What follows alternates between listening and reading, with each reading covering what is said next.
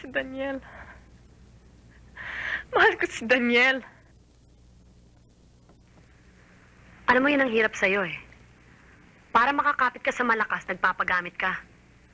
Diyan tayo magkaiba. Kung akong kakapit sa malakas, akong gagamit. Pero mahal ko si Daniel. Iba si Daniel. Ano mo siya babalikan? Wala naman akong pupuntahan.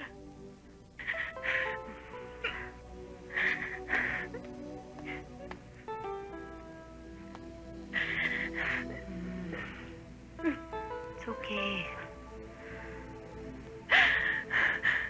Sige, dito ka na muna ngayong gabi.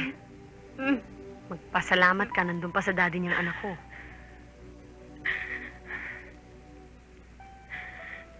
Thank you, Amaya.